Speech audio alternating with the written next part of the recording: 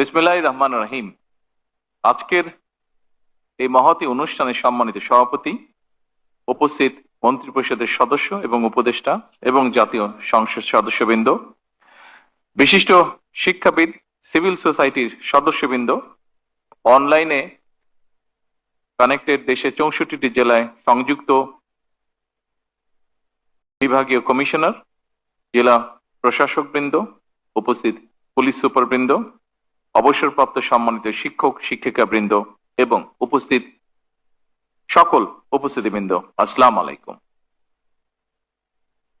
অবশ্যই আমরা এখানে যারা উপস্থিত আছি বা যারা অনলাইনে কানেক্টেড, আমরা সকলেই বুঝতে পারছি যে আজকের এই অনুষ্ঠানটি একটি ব্যতিক্রমধর্মী অনুষ্ঠান।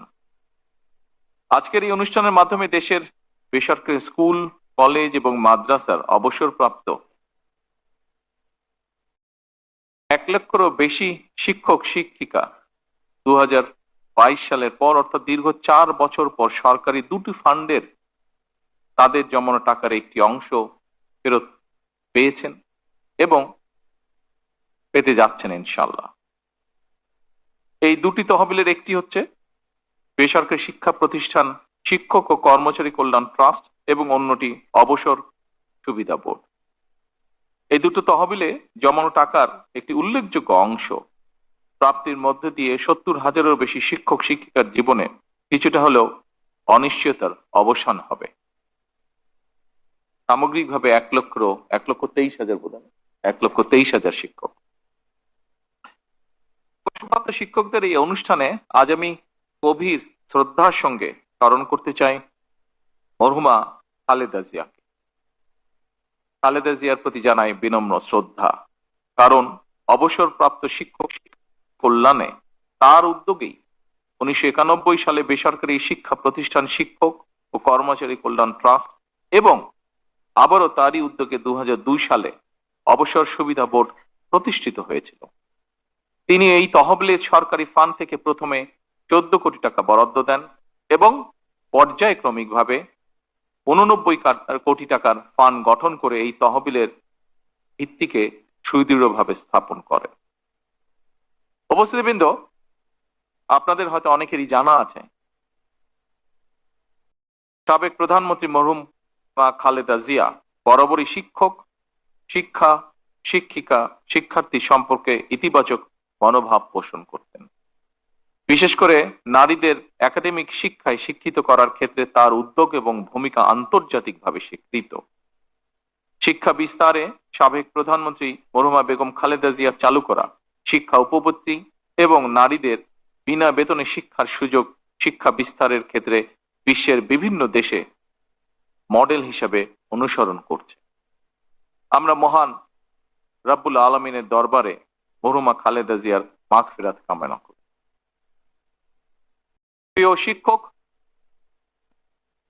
অবসরপ্রাপ্ত শিক্ষকদের কল্যাণ নিশ্চিত করতে প্রতিষ্ঠিত দুটি তহবিলে শিক্ষক শিক্ষিকাগণ প্রতি মাসে যে টাকা জমা দেন, সেই টাকার সঙ্গে সরকারও প্রতিটি অ্যাকাউন্টের বিপরীতে নির্দিষ্ট হারে একটি অ্যামাউন্ট জমা করেন।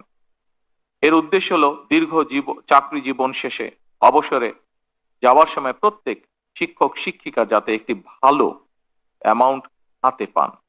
উদ্দেশ্য মহৎ হলেও দুর্ভাগ্যের বিষয় হচ্ছে চাকরি জীবন শেষে অবসরে গিয়ে এই টাকা উত্তোলন করতে শিক্ষক শিক্ষিকাদেরকে নানা ধরনের ভোগান্তি পোহাতে হয়েছে, যার একটি বাস্তব ভিডিও আমরা কিছুক্ষণ আগে দেখেছি। অত্যন্ত দুঃখজনক ভাবে বলতে হয়, এই টাকা উঠাতে গিয়ে, নিজেদের প্রাপ্য টাকা তুলতে গিয়ে তাদেরকে ঘুষ দেওয়ার অলিখিত নিয়মও পালন করতে হয়েছে বা বাধ্য হয়ে করতে হয়েছে। এই বাস্তবতায় আজ আমরা শিক্ষক শিক্ষিকাদের কোন রকম ভোগান্তি ছাড়াই অনলাইনে তাদের প্রাপ্য টাকা যার যার ব্যাংক অ্যাকাউন্টে পাঠিয়ে দিতে সক্ষম হয়েছে। তার জন্য আমি আল্লাহ রাব্বুল আলামিনের দরবারে হাজারো শুকরিয়া আদায় করছি।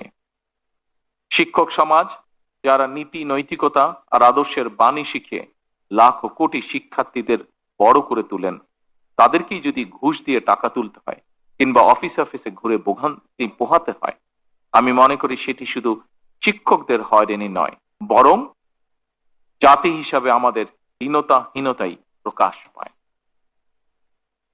সম্মানিত উপস্থিতিবৃন্দ, অবসরকালীন সুবিধার টাকা আজ অবসরপ্রাপ্ত শিক্ষক শিক্ষিকাদের অ্যাকাউন্টে যত সহজে পৌঁছে দেওয়া হয়েছে, এই পুরো প্রক্রিয়াটি সম্পূর্ণ করার কাজটি কিন্তু অতটা সহজ ছিল না।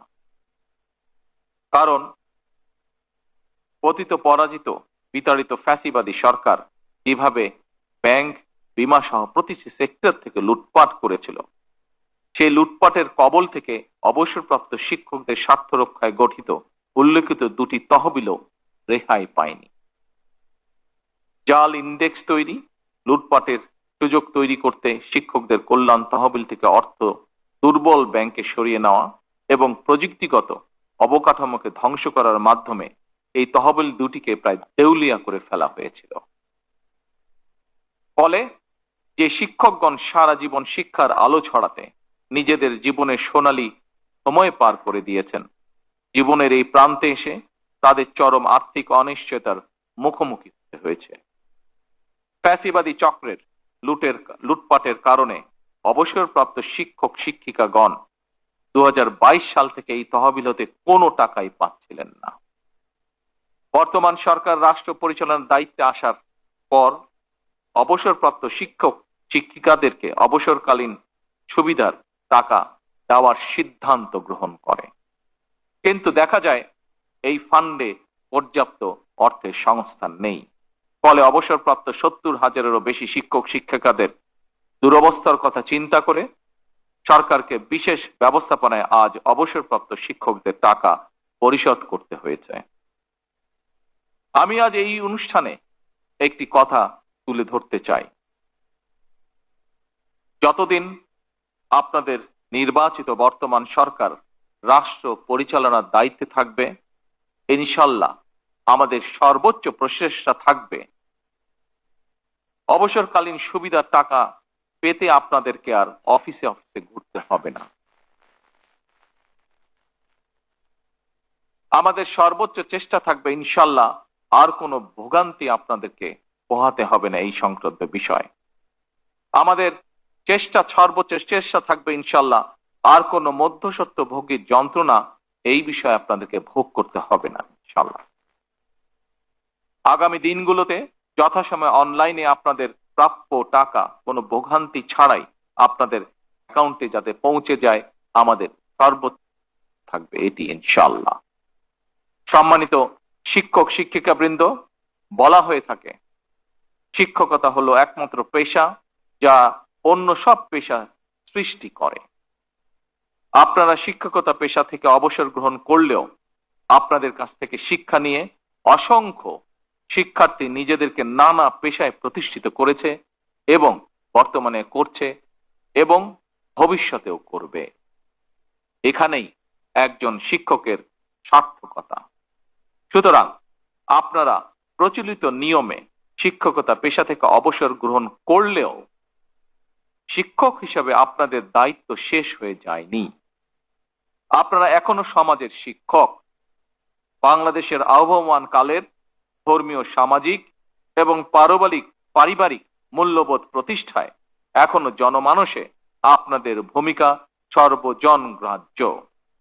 সুতরাং আপনারা জীবনের শেষ দিন পর্যন্ত আমাদের চলমান এই সমাজে আলোকবর্তিকা হিসেবে ভূমিকা রাখবেন ইনশাআল্লাহ। এই প্রত্যাশা ব্যক্ত করে এবং আপনাদের সুস্বাস্থ্য কামনা করে আমার বক্তব্য শেষ করছি। আসসালামু আলাইকুম। আল্লাহ হাফেজ।